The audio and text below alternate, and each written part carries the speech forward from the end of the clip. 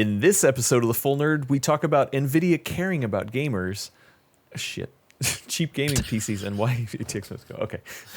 You really sold your belief in how much they care. Yeah. You're both doubters, I guess. Hey, you can read into it what you want. All right. In this episode of The Full Nerd, we talk about Nvidia caring about gamers, cheap gaming PCs, and why ATX must go.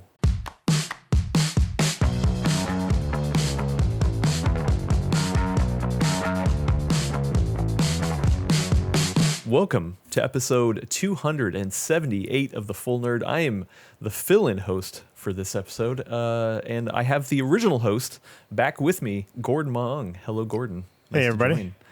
Yeah, I'm glad you're up for joining and chatting. So, thanks for doing that, and thanks to one Stephen Burke for joining us as well from GamersNexus.net. Yes, correct. Yeah. Okay. Yes. Awesome. Thank you for having me. Yeah. Perfect. Well, we're here to talk about the PC. I don't know if you guys have used one recently, but no. It's a hot thing, and there's some hot topics. And I know, Gordon, you've been gnashing your teeth at getting to some of these topics. So let's just dive right into it. First up is we got some GeForce RTX Super or 40 series Super rumors, obviously swirling around. We don't know anything concrete, but there's a lot of information swirling around there, and I think the bigger question is, or at least that it's having us think about, is with the signal of super refreshes, does that mean Nvidia cares about gamers? Like, is that enough? I think it's a great jumping off topic because there've been rumors about super series. Go out there, read the stories, believe them, don't believe them. I don't frankly care. Because they're just rumors at this point. Obviously, we know rumors can be really right or wrong. To me, though, the existential question for super rumors is the launching point. What does Nvidia have to do with super to show that it still cares about PC gamers? And I will say this in Nvidia's defense, and I'm saying this because they're not here to defend themselves. They have maintained publicly they still care about gamers. Gamers are, in fact, they're what brought them to the dance, and they still care. And I will say, Jensen himself told me this at time, and I'm just saying this not because I'm name dropping here, but it's important to have, if you have the CEO of a company and they make a public statement to the press, that is a public statement, right? So I do want to. Is it important? They can end up in court over stuff like that. That is literally happened over the past. But at Computex in a press conference, he said we still care. So he says we care. And later on, he came up and he says, "Hey, Gordon, I want you to make sure people know that's my message. I want you to tell people I care about them." I said I will communicate that. I will. Of course, people say whatever, Gordon. I don't believe you. I don't believe him. So that's fine. That's up to you. But to me, the question is, what does Super have to do to show Nvidia cares about gamers? Pricing, performance, it's got to be both. Does it also have to be? I think there's some of that, like what is the topic, or what does the question mean in general? So when we say Nvidia doesn't care about gamers, which I guess is kind of Adam, when we were pulling the topic headline to begin with, I think that's what the internet kind of tells me. That's what I was going to say. It's like a kind of a, this is the type of thing we've seen in comments and on Reddit and whatever. So to define the question first, what does it mean for a company like Nvidia to care, right? Like we definitely, they care about the money and they care about the market. So there's no question about that. So for the average Reddit user or commenter, my inclination is that probably it's a lack of cheaper cards, or maybe a movement of certain lines of cards like the 80 series, going up into a higher class, or shuffling of the names, or whatever it may be. So I don't know if that's. I would also add in there like a generational stagnation, for lack of a better word, of like, some people saying like, okay, well, a 4060, how much better is it than a 3060? Like can they even give us more performance apart from things like upscaling and things like that, which I mean in their own right can be beneficial. Yeah, so you see 40, I think 60. it's a mixture of all that. But I mean honestly though, come on, like I think it's a lot of it's about pricing, right? Yeah. People feel like hurt in the wallet by many things, and it doesn't help when it's like, oh well, I used to be able to get a 1080 Ti for this price, but now it's this price. Yeah. So and the 3080 was actually, I remember, I think we were fairly positive on it when it came out, if I remember correctly.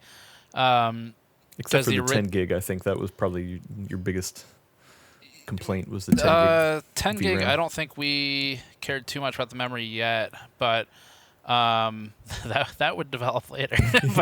but I think the card, it was like $700 or $800 MSRP, and that was such a steep fall off from like the 2080 Ti and the 2080.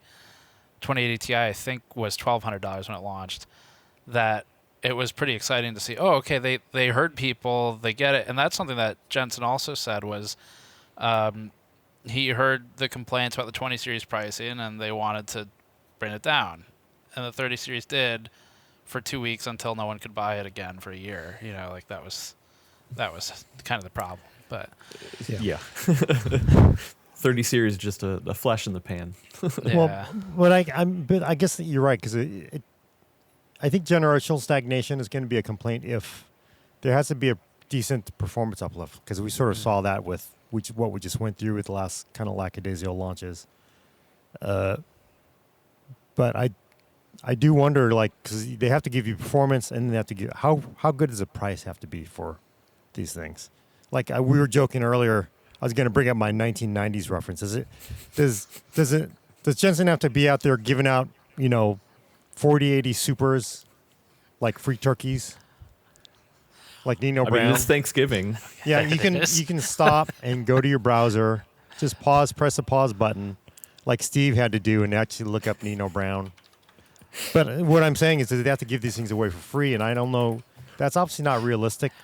And then here's the other thing. Isn't this just set up for failure? Because one, they got to give you spectacular performance uplift.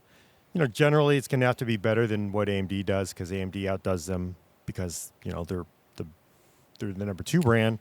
So they got to give you way more performance, and then they got to give you it at like unheard of pricing. I mean, like, what are the odds of that happening? In a day where we're still paying excessive prices for a lot of things in this world. Yeah, somehow I think Gordon, it might have been just before the show you mentioned. Was it the 3060 you looked up was still available and like $300 or something?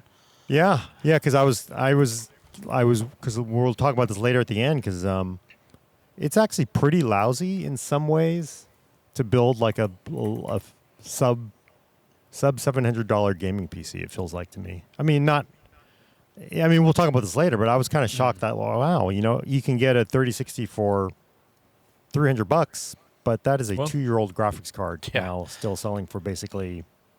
I mean, arguably that was COVID times. You couldn't buy the 3060 when it came out, but still, it is The cheapest one I'm seeing on Newegg right now, and is U.S. pricing, is a MSI Ventus, so just a dual fan 8 gigabyte version for $260. Oh, okay. Yeah, yeah. It feels kind of.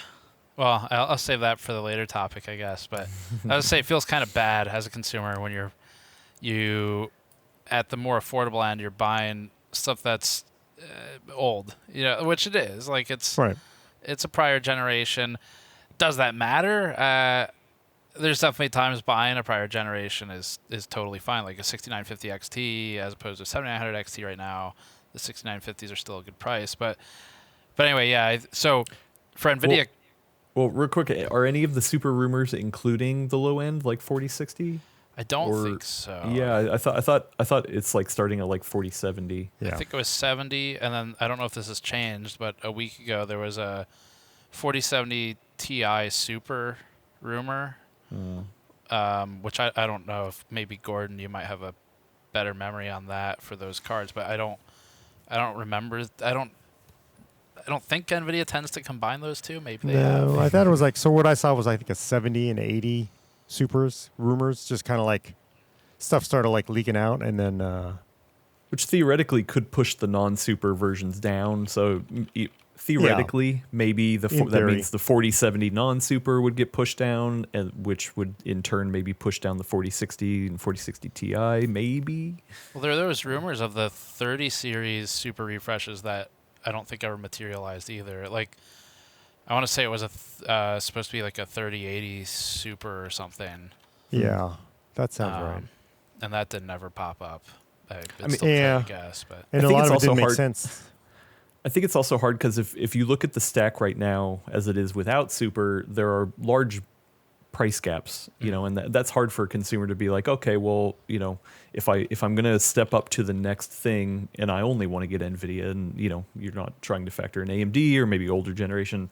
If you want the newest thing and you're looking at specific things, to step up sometimes is over $100, and it's just like, okay, well, I want to step up, but that's a tough pill to swallow. Yeah. So at least introducing super variants, if it does actually push the range around a little bit, then you get a little bit more variation in there. So what are right now the prices? The original MSRP of the 4090 was $1,600, I think.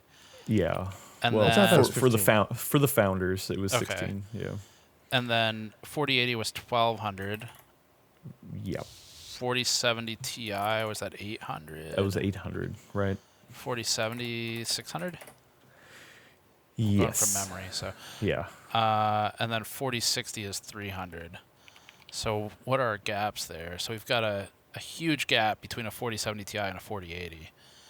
Right, that's like $400 by MSRP. I'm looking right now. Yeah, there's a $800 4070 Ti. Yeah, I'm not seeing anything under $800. Yeah. And then what's the cheapest 4080? So it makes sense to me if they want to slot something in, going for that $1,000 or $900 market may make sense, especially if the 4070 Ti has a slight bump down. I mean, that's what you would hope, right? Like if they're going to introduce new cards, I guess the hope would be that if they don't outright replace what's on the market now, hopefully it pushes those current ones down, which would make people happy maybe. Right. Well, the cheapest 4080 I'm seeing, and this is with a promo code right now on Newegg, once again, U.S. pricing and a $20 rebate, it's $1,137. So that's a 4080. 4080, right? Yeah. Okay. So that means the cheapest 4070 Ti at $800 to the cheapest 4080 that I'm seeing on Newegg in the U.S. is like that's $300, a little over $300. Yeah, I wonder, Gordon, do you think they're feeling any pressure from the 7900 XT? It depends on like if it's on sale or not, but there's times where it's actually been a really good price lately. So not too long ago we got one for $720, which is down $180 from the original $900 launch. And that would, at that price, it would undercut a 4070 Ti by $80.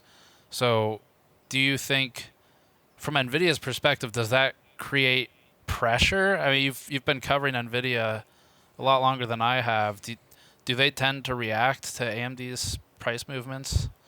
Yeah, the way I sort of interpret it, because I'm not looking at like individual price movements, but the way I look at it, it's like I've watched NVIDIA for a couple of decades now, is they are very aggressive, hyper aggressive, and even aggressive when they don't need to be aggressive. Like they could be winning already in performance. AMD will come out with something new, and NVIDIA will come out just to spoil it, because that's just kind of it's built into their DNA. They just want to compete, and they don't want to let anybody win anything. And that's the reason why I think they probably would react with pricing, because not necessarily because they think they have to for branding, but I also think that it's built into them. They don't, if you let your competitors win, then that could be that one moment that it was like, damn, if we could go back in time and if we just cut the price, they never would have got their nose into the tent. And I kind of think it feels like in all the damn time I've watched NVIDIA, they are just at hype. They come across the street to punch you in the nose if you're the competitor, because that's just the way they're wired, right? And you can not like that or to like that. I will tell you, there are some shareholders of Intel that probably would have liked it if Intel would have come across the street to punch people in the face 10 years ago, Right. of course, obviously Yeah. there were some issues there because Well, Intel, yeah. There were times that Intel punched people in the face. there were times that they actually, no, you're not actually supposed to punch them, but yeah. Right. So yeah, they obviously had some government interaction and those kind of things. But I do think that, Intel, arguably, they weren't as aggressive with AMD, right? They basically put AMD back on their heels and CPUs. Then they go to do something else, right? And you could say like if we had just simply kept the pressure on AMD, maybe we wouldn't have had the last 6, 7, 8 years. It'd be the history that we've seen, right? So Microsoft and Apple's kind of an interesting one there too. This I'm not sure how precise this story is as I remember it, but my understanding is it might have been back in the 90s, but when Apple was really struggling at one point, my understanding is that Microsoft granted them some form of licensing for Microsoft Word and the other Office suite applications when Apple didn't have a like-for-like alternative. And you look at... Isn't that when he showed up on like a Steve Jobs, like a keynote? Didn't like Bill Gates get on like a phone call on a Steve Jobs keynote or something? I think like so. I don't know if Gordon remembers that, but... Yeah. What I'm thinking of is the Office on Mac. Yeah. So I mean, we're like really getting into like a long time ago. Like some people here, yeah.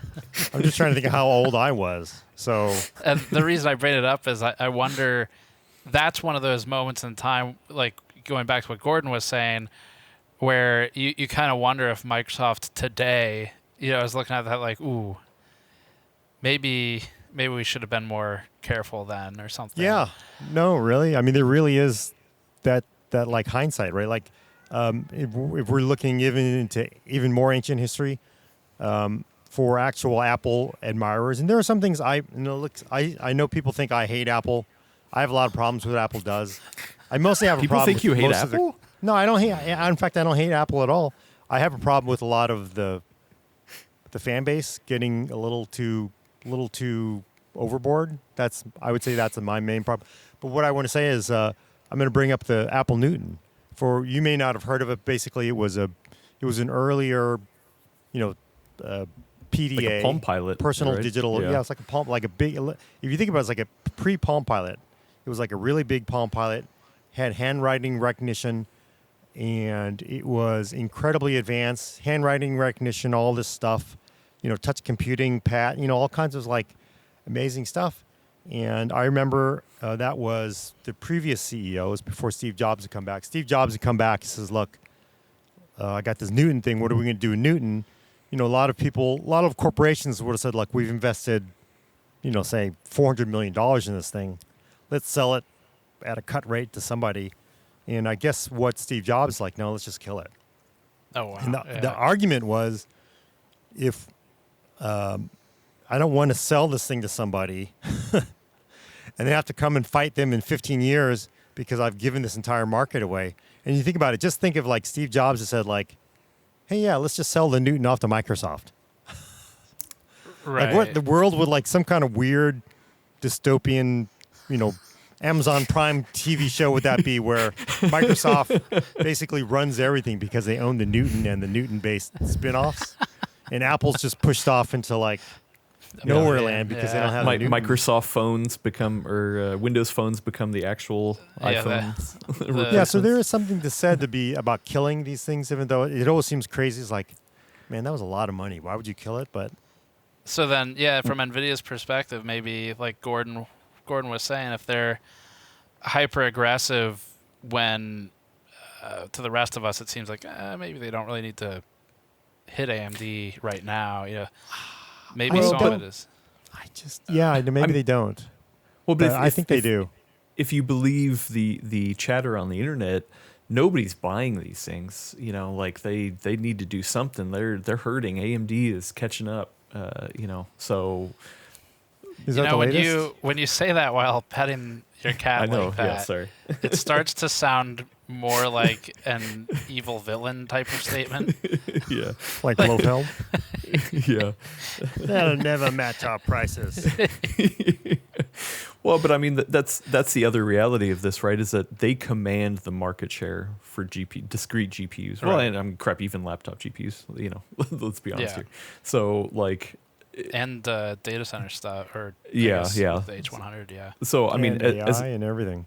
as much as people, you know, would like to, applaud what AMD is doing, I mean, definitely, I feel like of this generation right now, the 7800 XT is like the one that people are like, oh wow, that's the one to get, you know, if you're trying to find the perfect sweet spot. But I mean, at the end of the day, like Gordon said in your Computex video, people keep buying Nvidia. That's Yeah. You know, so No, that like, was a great opener too. yeah. Do they need to? Do they really need to, you know, adjust? Because I mean, people keep buying it. Like, or are you saying you think like whatever, it doesn't matter? They just want to keep the pressure up and they keep punching. Yeah, so that's my argument, and I know people like think I'm just basically like I don't like I have Shill. like this.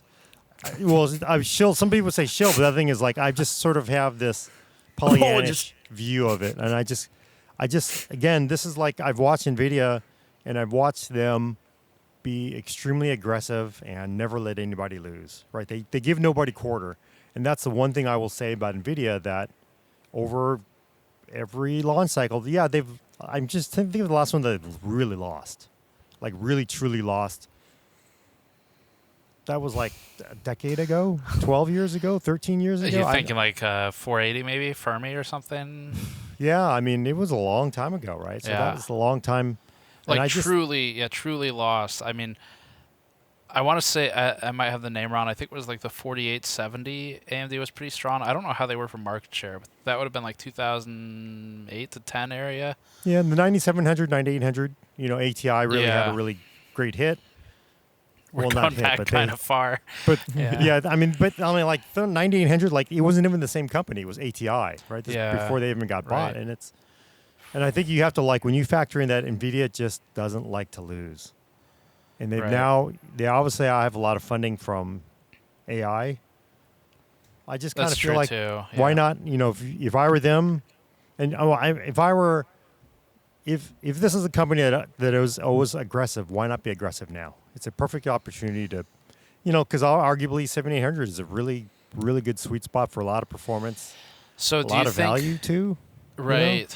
So But- do you think that if there's 3 supers or whatever, refreshes, call them, in case they're not just super, but if there's 3 of them, and they're coming in at like a little above a 4080, because the rumor is that the 4080 refresh is a full die 4080 or something like that. So if there's one a little above the current 4080 and there's one above the 4070 Ti, or maybe 2 above it, I guess it seems like the play, as someone who's not an analyst, the play that Nvidia might be going for would be a 4070 at $500 or something to compete with the 78 XT, or do you think they're looking more like 7900 XT area? Well, the 4070 did dip after the 7800 XT. I don't know exactly how low it dipped, but Yeah.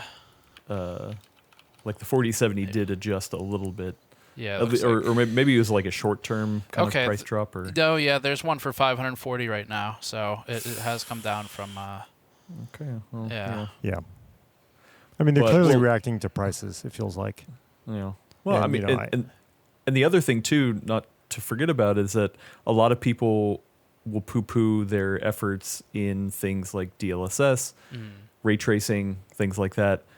I do feel like some of the narrative has started to change, especially around like, what, Starfield doesn't have DLSS? I want my DLSS. Wait, I thought you didn't like DLSS. That was You know, interesting. Yeah. Whatever. We don't need to get into that. But so I think if Nvidia were here, they would also like to say, hey, you know what? We're still pushing the bleeding edge on ray tracing and you know, frame generation and all this stuff that you know, even though some other people would be like, you know what, but in raster you're not giving me, you know, the generational uplift. So This is a whole separate topic, I guess, but one of the things we've been kind of trying to figure out lately is is when I'm talking about GPUs, like we did the 7900 XT refresh or revisit. How much do we weigh technologies that are not purely performance, or especially purely raster performance, as you get into image quality? And ray reconstruction is the one that kind of triggered this search we were doing, where it's, in this specific instance, it's a feature that is not available in many games. I think it might still only be Cyberpunk right now. It changes it's how... an Alan Wake 2 as well. Oh, is it? Okay. Yeah. Okay, so a feature that's in a couple games. It changes how the game looks by design, so that kind of complicates things. And the best solution I have right now is just mentioning them when we're doing the recap. So like the 79 XT versus 4070 Ti discussion, we basically said, 7900 XT is better value for raster. Nvidia tends to be whatever 10% better or something in ray tracing, and it's got ray reconstruction, which does this, and has whatever. Just kind of mention them and hope people will do some of the research and decide if they care or not. But it's hard as a reviewer to figure out how to really weigh those features. Well, I mean, because you're at that point, you're talking about subjective, like, taste things. Like, I mean, I've seen it plenty. People are like, oh, you know what? I don't really use ray tracing because I don't even know the difference. And to me, I'm like, wait, you don't even notice the difference? Like, like you're getting it into like subjective territory where it's not just frame rates or 1% lows. You're talking about the visual look, and kind of things like that. And like that's a taste thing. I think Nvidia would argue they care about gamers because they're releasing these technologies, though. Just to loop it back to the topic. See, exactly. Well, yeah. I mean, that's a hard thing for a reviewer. I kind of think your job is to, and it seems to me like you're doing it. You're talking to the consumer. You're telling them what the value is. The hard thing in all this, especially with technologies that depend on direct developer intervention, is it has zero value to me if my games don't use it.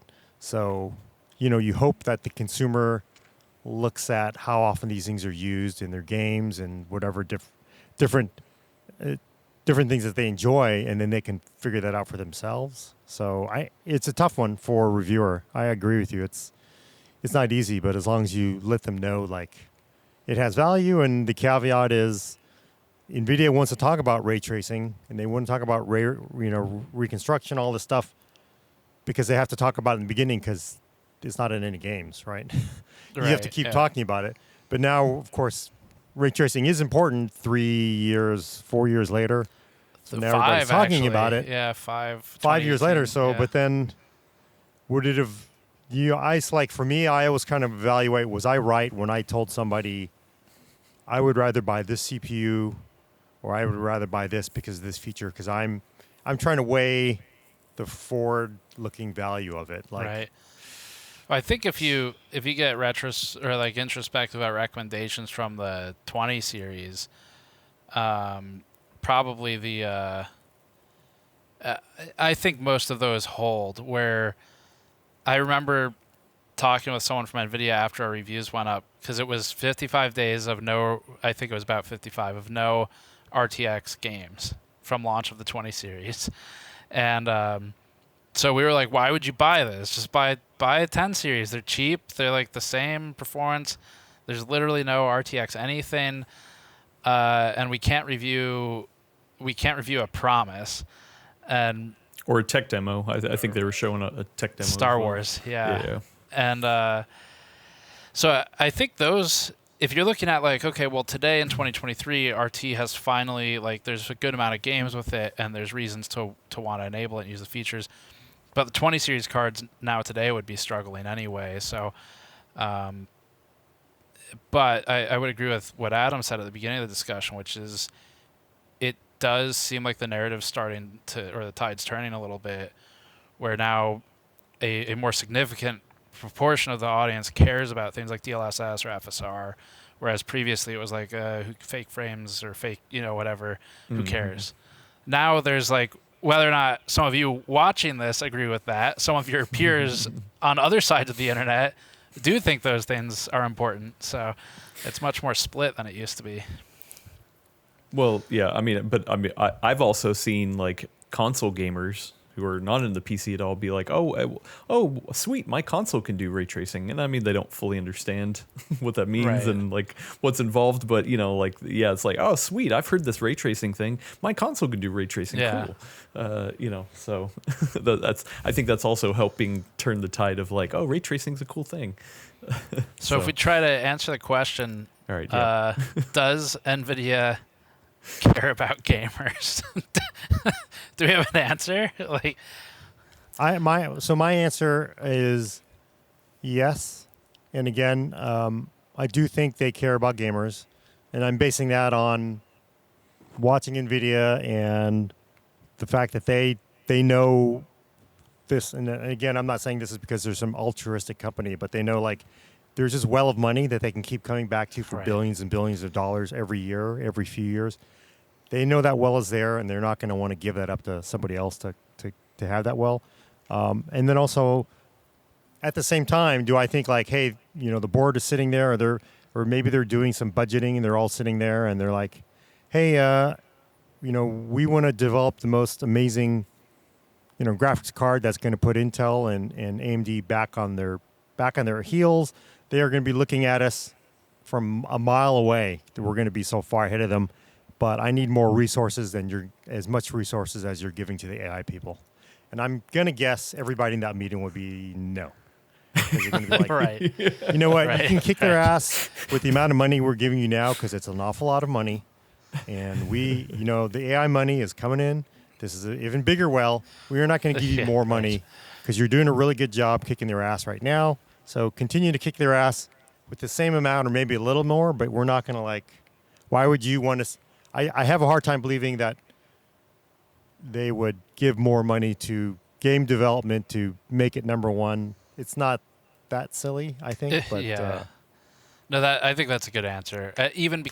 Especially because, strictly speaking, in the most brutal capitalist way, they definitely care about gamers. oh yes.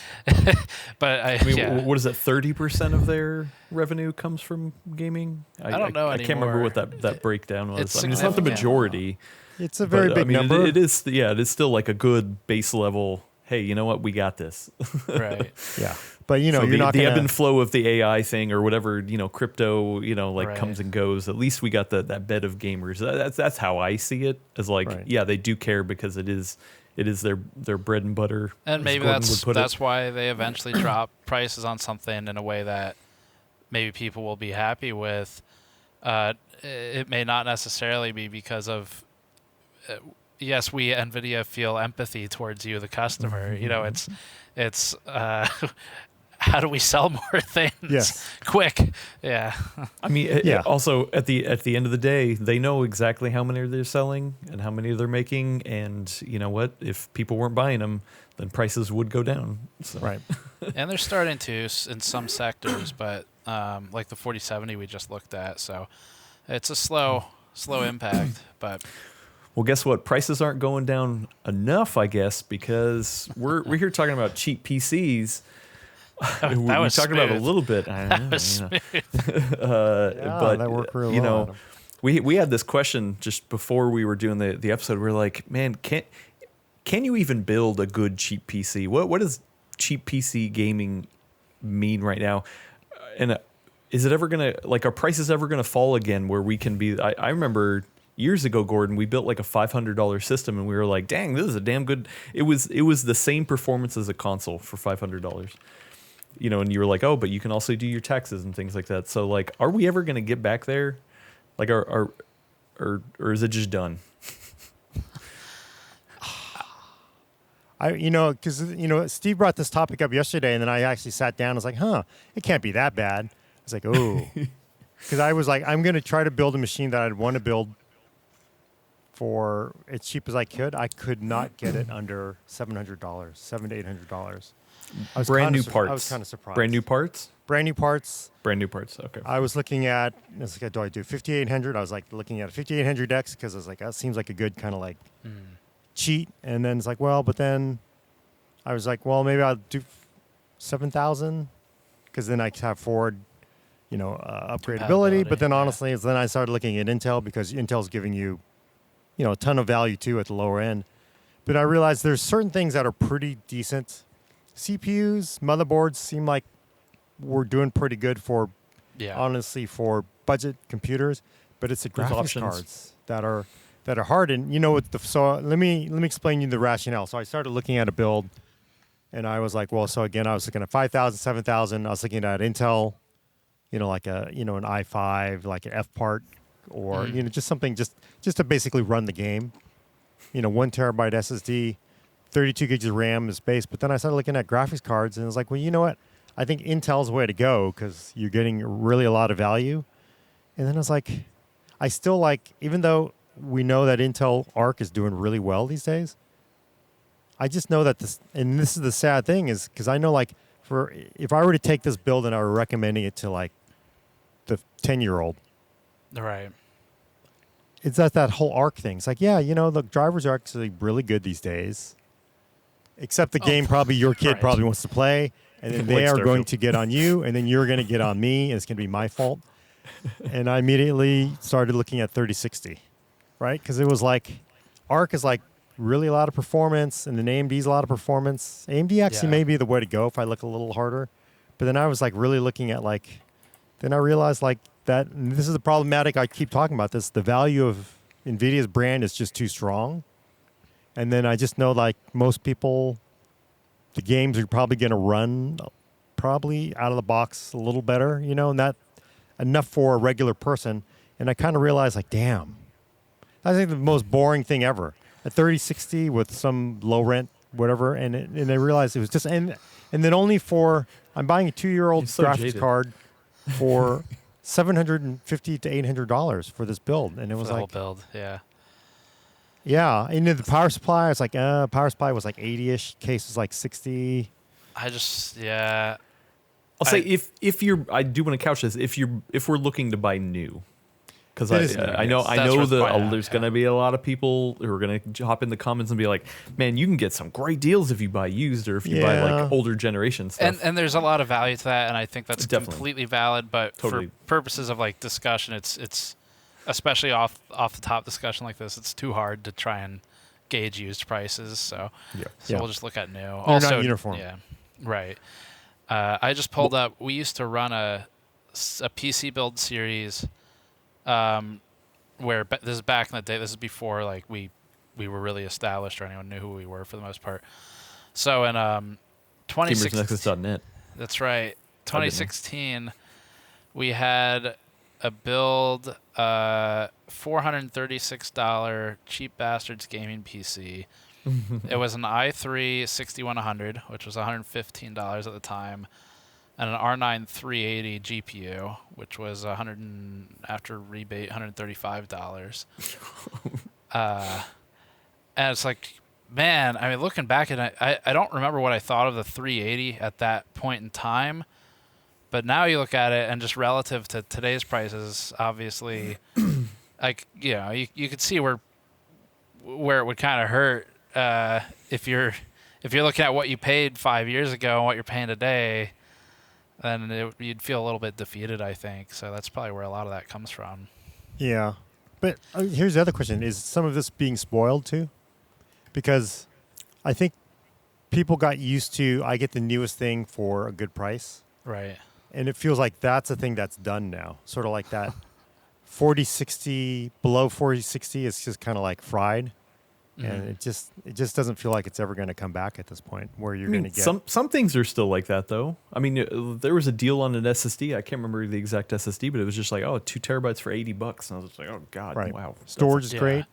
CPUs are great. So it feels like that weird dichotomy where some things are like, oh wow, we have an abundance of choices, and then GPUs kind of are leading the charge of like, hey, you know what, 250 is kind of the bottom end. Which is weird, right? Because there is still, I mean, it's dwindling, but there's still relatively a lot of last gen stuff that's new in box, Right. Yeah. and there's new stuff that's new in box. So you would think there'd be a little bit more of that supply demand impact, but it's just maybe they were just so inflated for so long during the GPU shortage and mining and all the COVID purchases and everything. Like there's just more of a latency. But looking at CPUs, Gordon's 100% right, because you look around, like there's R5 5600 for $130 or so. There's an i3 12100F, which is a great gaming baseline, for $90.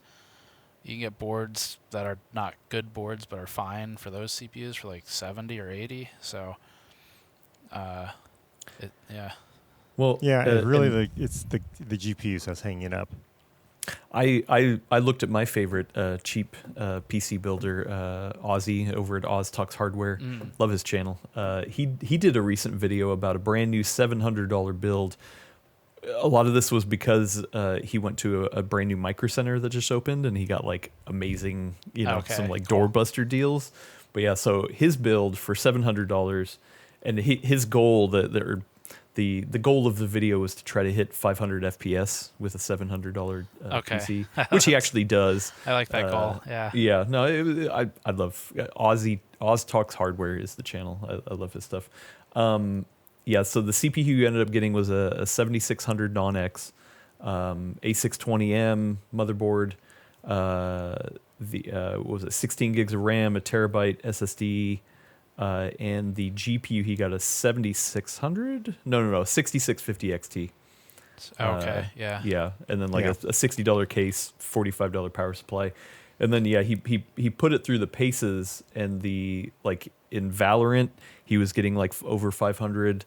Apex obviously has a 300 cap, so he was hitting the 300 cap. CSGO, he was getting like super high, what was his total over price? 300, $700. Okay, yeah. Once again, this was with a lot of like Micro Center sure, deals. Not everyone has access to that, but yeah. And then in other games, I can't remember Cyberpunk. He had a couple other games in there. You should go watch the video. I'll link to it in the description. But yeah, it was all hitting over 60 at 1080p, and usually with some sort of like scaling for like those kind of games. So if we're looking at a gamer that's just like still at 1080p 60. You can still get away with a lot of this awesome stuff and like do great. Yeah, especially it sounds like he saved money based on just what you were reading. Maybe definitely the motherboard was a place to save money, and then the power supply,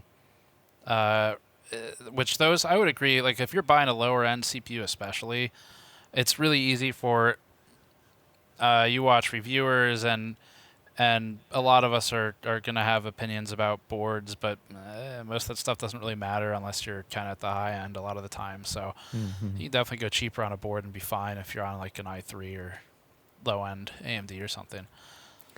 Also, I do feel like even though the pricing on the GPU itself, like I actually have a video where I was testing that hopefully will go up next week, where I was testing a 7600 RX 7600, and with all the people kind of like pooping on it or whatever, I was like, I don't really expect much. But in the games that I was playing, I tested both at 1080p and 1440p. It was like 6 different games, maybe 5 different games. All of the games played on that 7600 at 1440p above 60, other than one, and it was Final Fantasy 14. It was 50. So I'm just like, oh, okay. Well, actually, I mean, if you just look at what you're getting, sure, it's relatively not as much as we used to get. I totally get it, and it's still a lot of money. What is that, like $260 for a 7600? Yeah. But I mean, you're still talking about like easily 1080p 60 or 1080p maybe even 120 or maybe 1440p 60. Like, unless it's doable. Unless you want to play a new game like Cities Skylines 2. Yeah. In which case, or enjoy your 23 FPS.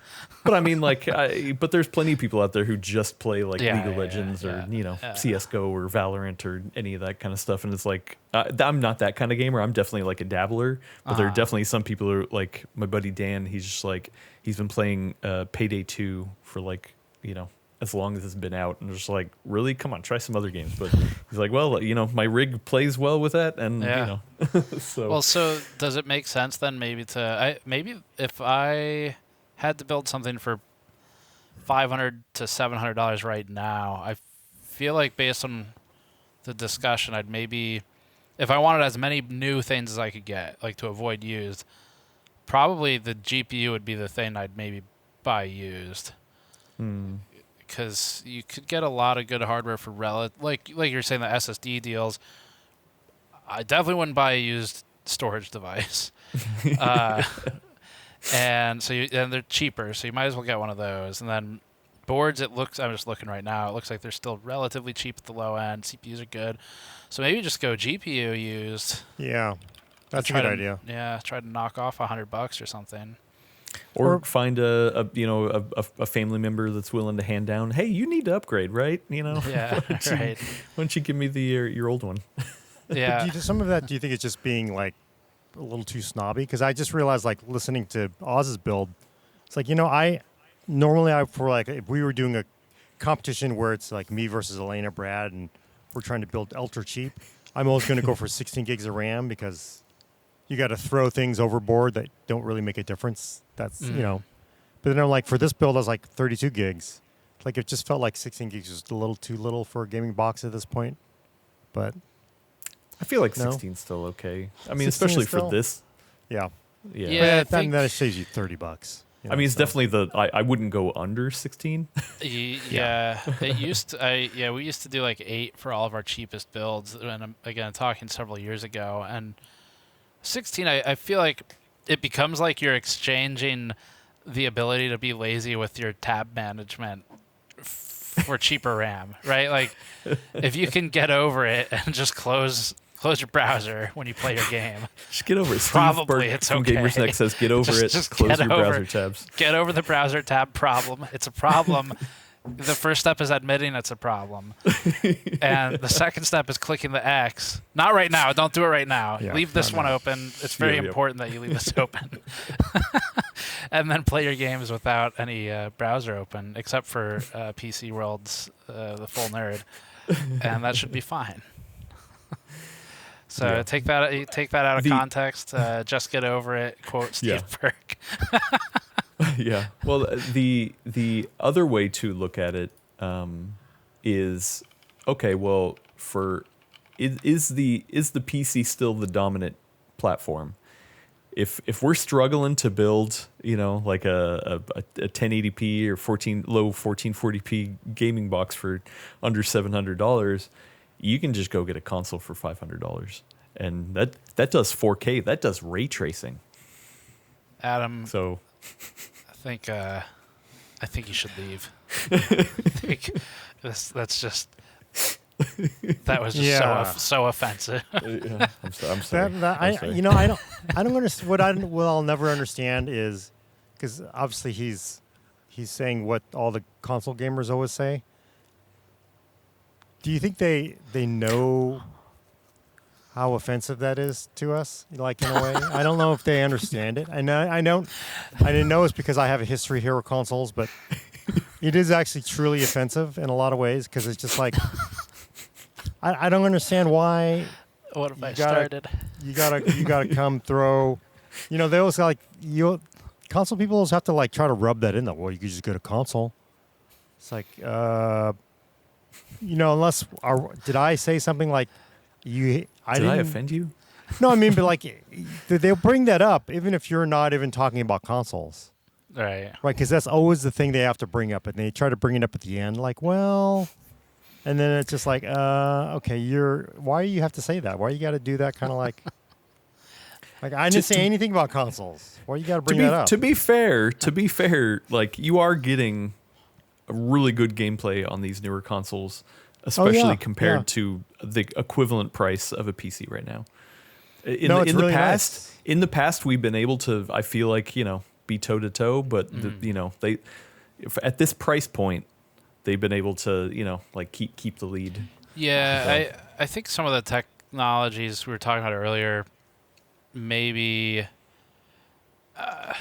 because if PCs are the prices they are for the higher end ones right now, acknowledging, now that we've looked at it, that you can build a kind of cheap PC, especially if you, like, I have used GPUs up on eBay, and there's a 3060 that just sold for $180. It's like there is stuff out there, but the features like higher quality ray tracing and things like that, I guess that's still an area where consoles struggle to fully and one-to-one compete. So maybe there's some strategy there. I don't know if Nvidia cares to, like, I don't know if how much they factor in consoles in their strategic decision making, but maybe there's an argument there where it's the yes, but you can do more with a PC than a console. It's kind of the same argument that's always existed, right? Yeah. But yeah. Well, and so another wrinkle in this, I was like, well, okay, are handhelds like filling that space, right? Because I mean, like the Steam Deck you can get for 400, normal entry level price, right? And yes, it's only 1280 by 1800, and yes, you're usually like, maybe like low to medium settings. It's not like the most graphical showpiece. Any more qualifiers you want to add before? But it's awesome. I love handheld gaming. Yeah, I know you guys aren't in the jam of that. I actually think they're cool. I really like the handheld devices right now. So I mean, like that is like a spot where it's like, okay, well, you can still get a damn good gaming experience, if you're into the handheld part of it too. And what you get for $400, I think, like, I don't feel like people are like, grabbing their pitchforks and being like, oh man, the Steam Deck is way too expensive. No, it's expensive, but for what you get, it's really not bad though. Like, yeah, I mean, especially now that they have the used models and I think the cheapest one I want to say was like $380. I might be off on that, but they have some refurbs, like certified refurbs, that are really cheap, and we've liked them internally. And you want to play a game like Vampire Survivors or Kingdoms and Castles or whatever, some kind of lower asset quality game, except for City Skylines 2, then it's great. They're great for that type of gaming. So I think that's. I don't know if does that eat away at any of the market that consoles or PCs target though, or is that just like a separate? Is that in a category of being like a toy, right? Like an extra thing on top of your main. I've always seen it as an add-on. Like I would never give up my main gaming PC. It's more like, oh, I have that in addition to. Even though honestly, to tell you the truth, I play more on my handheld than I do on my gaming PC. But like I would never not have a gaming PC or a PC in general. So if you had to pick, you would choose. It would be the PC. Yeah, right, for sure. Okay. Yeah. Could handhelds be an entry away for, like, say, a traditional console player to, hey, I want to check out PC gaming. I want to do it in a handheld. Is it a good way to get them into PC gaming? Like I imagine if somebody has a PS5 and they bought a Steam Deck, it's pretty easy to go, like, my next thing is going to be a gaming PC, right? Yeah, you still get the modifiable aspect of it, right? So, at least in terms of, to me, this is maybe my like older school approach to it, or differentiation for it. But the biggest divider for me between console and PC type gaming was always the ability to modify games, like download and install mods, and depending on the game, that's still pretty alive as a scene. So you still get that if you're on a Steam Deck or an Ally. So maybe it is maybe it's a gateway drug and we should ban it so more people don't or heavily tax it. Yeah. No, I mean, another aspect of this, and this is obviously why Valve is interested in doing it, is to get people into Steam. Like right. Willis, like I let him borrow a Steam Deck or a ROG Ally actually, but like he has no games in his Steam library. But because of the handhelds, he's starting to grow his Steam library, which then in turn, I mean, he already has a PC, but in turn I could see where it's like, oh, okay, you know what? Like I get a Steam Deck, then I start to buy some games on Steam, then it's like, oh, sweet. Well, I can build a PC and I already have these games that are on Steam. Sweet. And I mean, your Steam library carries, way past to what consoles have ever had been able to do. So and there's compatibility with, I mean, you wouldn't necessarily want to use it this way, but there's compatibility with things like documents and PDFs and sort of there's an existing way to, if you had to use it for school purposes in a pinch, or just to, I don't know, we've used Steam Decks and Allies and stuff internally just for a quick. One of our camera guys has used it for shot review and stuff like that. So, there's a lot of creative uses where it's even a little smaller still than a laptop. It's perfectly fine for just reviewing shots. So, the versatility, I could see it leading people to like a PC purchase or something. The last other wrinkle to put in this is I feel like integrated graphic. Like obviously since the 5600G or whatever, or the Ryzen's 5000G parts, that was like the last time integrated graphics was like, oh man, wow, you can do some serious gaming on an integrated graphics. Like we don't really have. Who knows what Arrow Lake maybe will upgrade in that. Maybe Ryzen 8000. I don't know, but I feel that's the other part of the cheap PC gaming is not being able to rely on integrated graphics right now. Gordon? Sorry, can you hear these alert sirens? No. No, I just hear a lawnmower. Can you hear that? No. Okay, cool. Sorry, we're having all sorts of problems. The city I live in, they do these emergency alerts every noon on Wednesday. Oh yeah, you're right. They set off the alarms, the fire. It sounds like a air raid alarm from World War II or something. Oh, great. Like some prop plane is going to come straight. Don't worry. Something, just I guess. Well, you're already on the Star Trek bridge, Star Trek bridge. So. Just beam out of there. Just beam out of there. I know you like integrated graphics, Gordon, right? No, I and I think integrated. One argument for why it's so bad on desktop for low end gaming is integrated graphics. It almost feels like, and I don't know if this is true or not, but it feels like they've kind of ceded ground. Like, we'll let integrated take over the sub 100 graphics market, right? Nvidia probably does it's not even worth us to waste money on that in the long term. At the moment, it feels like they're. So the future is probably going to be, AMD. Obviously, they've got a huge hit here. And I imagine Intel wants to make some money too. And I was actually kind of postulating maybe all these ARM-based CPUs that AMD and Nvidia want to make are to be paired with graphics because right. There's no reason. I don't think there's a reason to go to war with x86 with ARM again on desktop because that's going to go nowhere. Laptops, I don't know. Not worth it. What was that, Adam?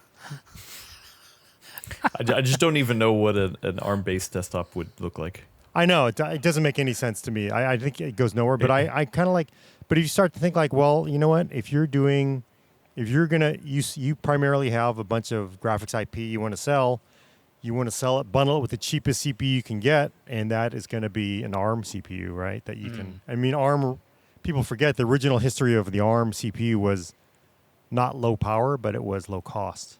So supposedly the history of ARM was to make it as cheap as possible. And if you could have a Steam Deck running on ARM with, with AMD graphics or Nvidia graphics, who cares? You don't really care as long as it can play the game, right? As long as it's compatible, yeah.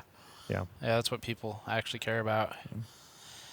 What can I ask, Gordon? I was looking through boards during that cheap PC discussion, and one thing was jumping out at me. 3 letters. ATX.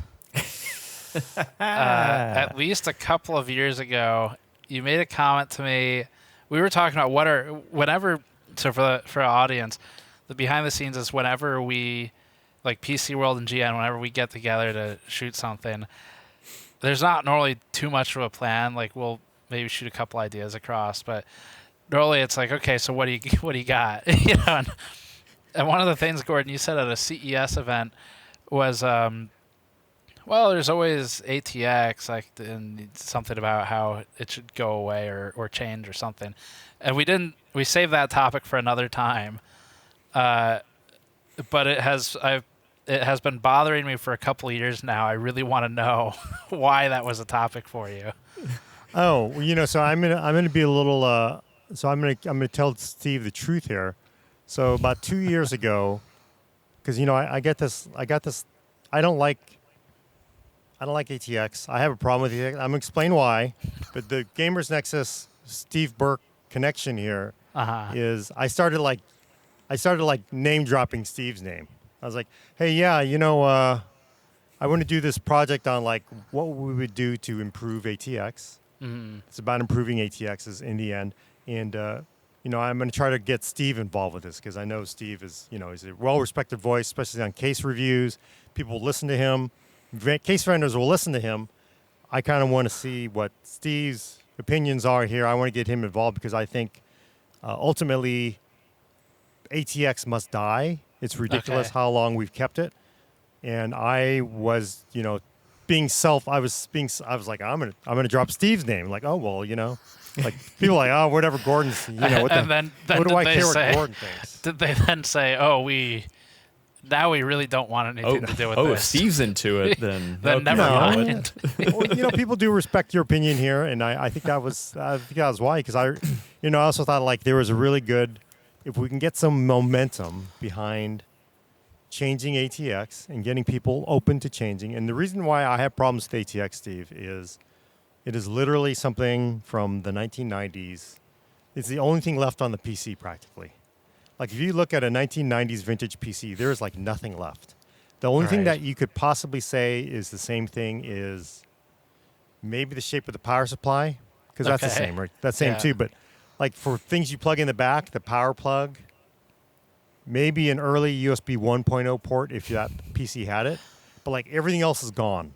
All the other ports, almost everything is gone. You may have, PCI is gone, ISA is gone, all that stuff. Yeah, stuff like memory controllers and things like that have been integrated now. So.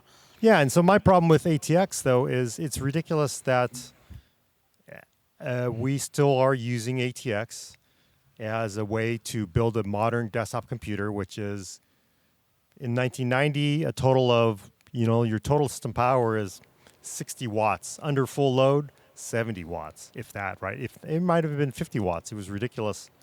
And then today's modern, desktops are sucking down 600, 700 watts. If you're pushing everything, you could really, push that that power supply to 1,000 watts. And I just think like there's so many things we can improve. Like the memory doesn't have to be where it is, because the memories, everything basically on the PC, and this is my last pitch here, then I want to hear opinions from Steve and from Adam here, why ATX must die.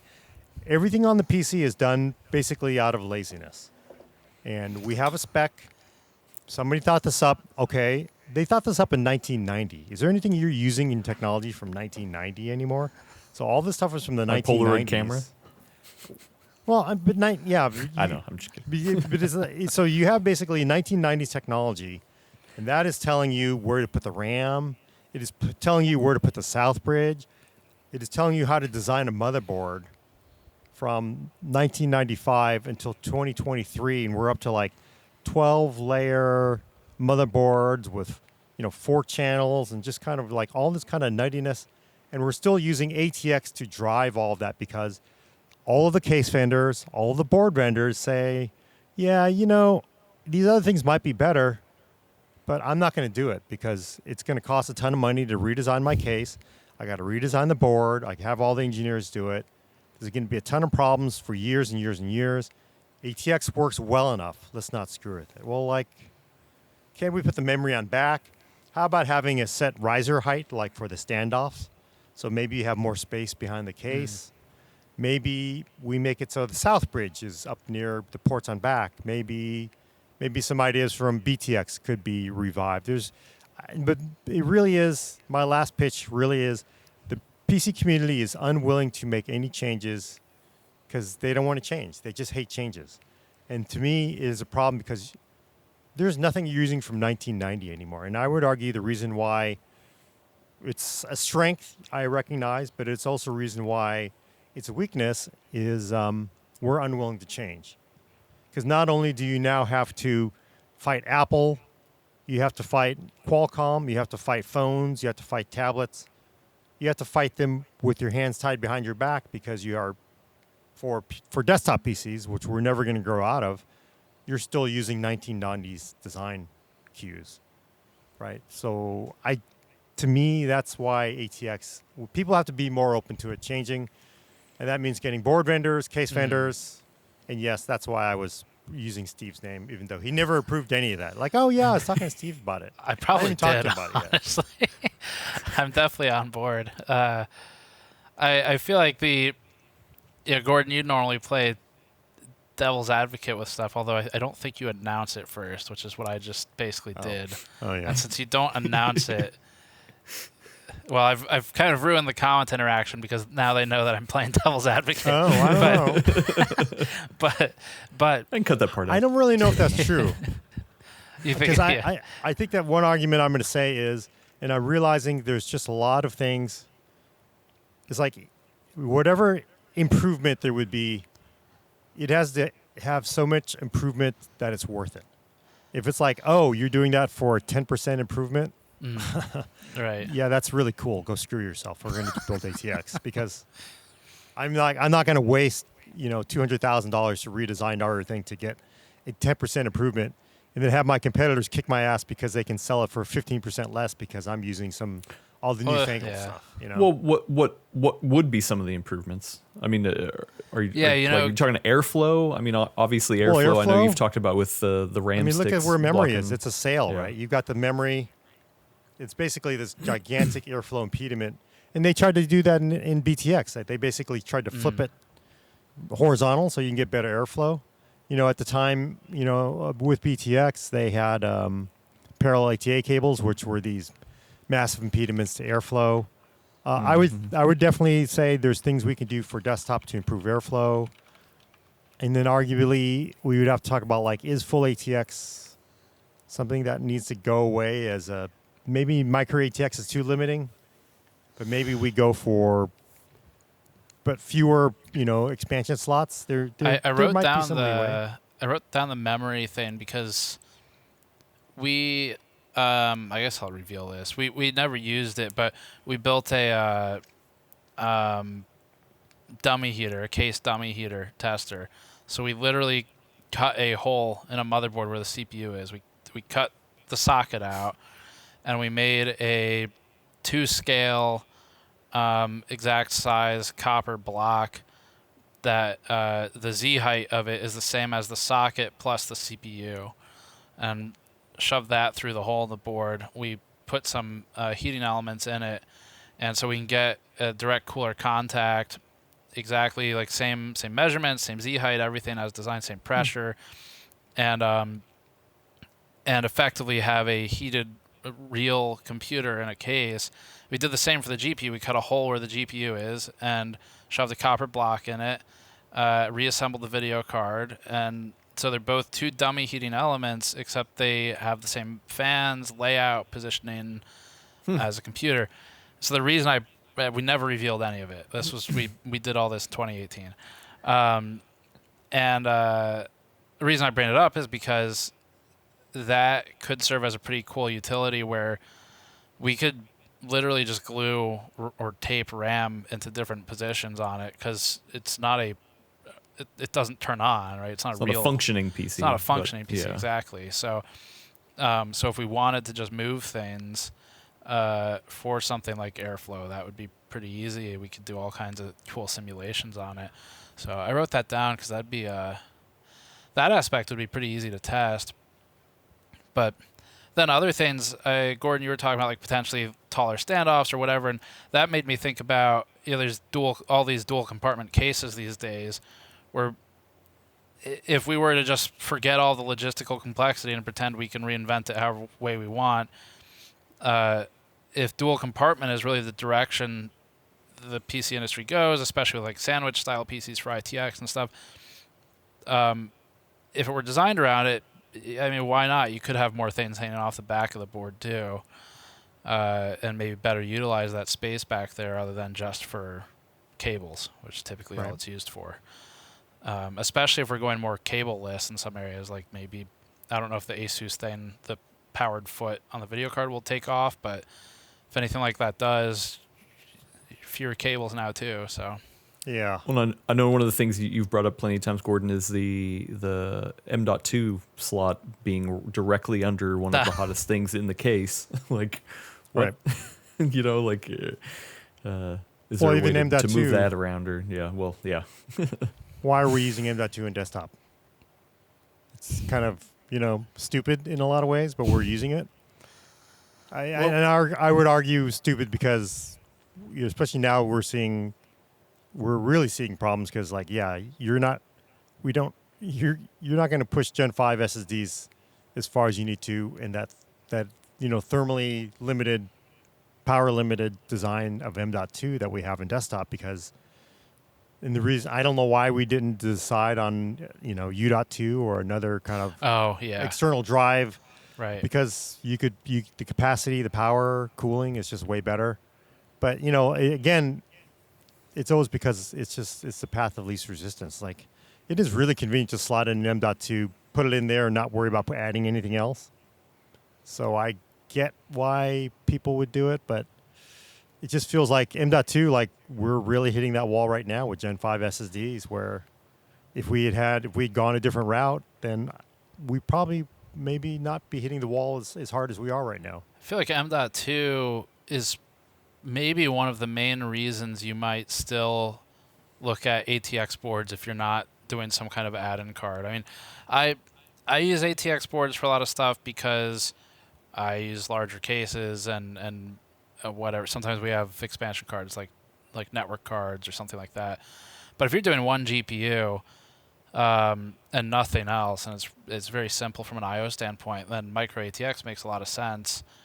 Up until you need, for one reason or another, multiple M.2 slots, Right?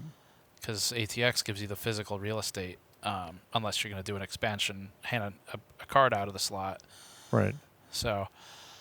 Or could we even like ATX itself? So like part of the ATX, the funny thing is if you actually look up the ATX spec, it is like that's it. It's like basically it's a bunch of keep out zones. Like why does everybody do everything the same? Because back then somebody did all the engineering to make sure you do the traces right.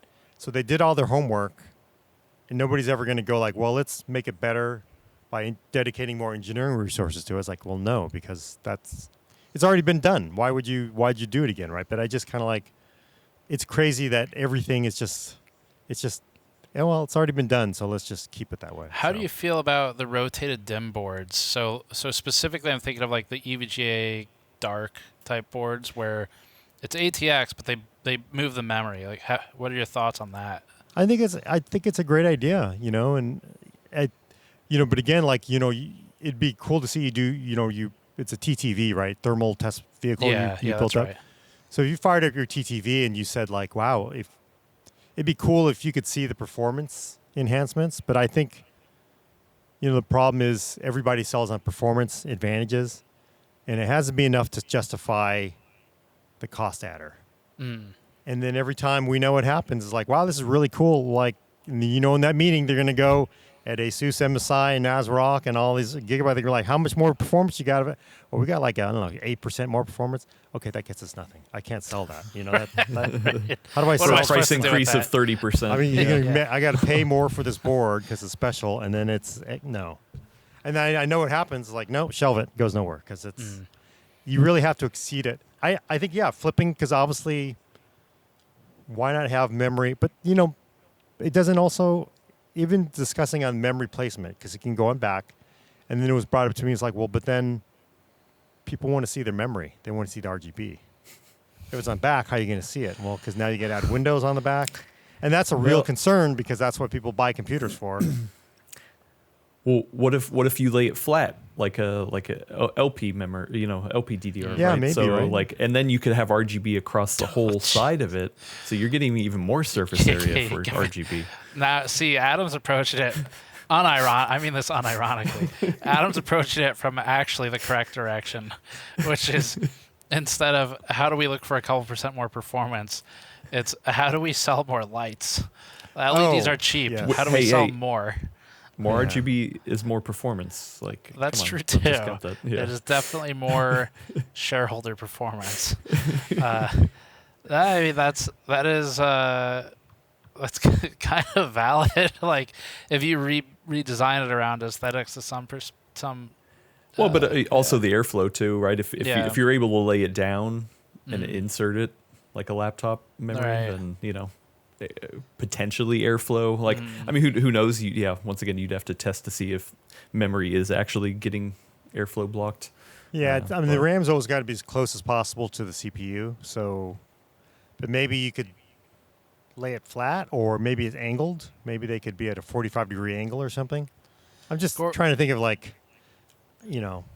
different ways. And honestly, it could also be designed like maybe they could factor in the RGB component into it. Like, we know looks are important, so maybe there's additional space dedicated to the lighting for the case. I mean, if it's on its side, like Adam's saying, you could do an LCD on the where the heat spreader would be.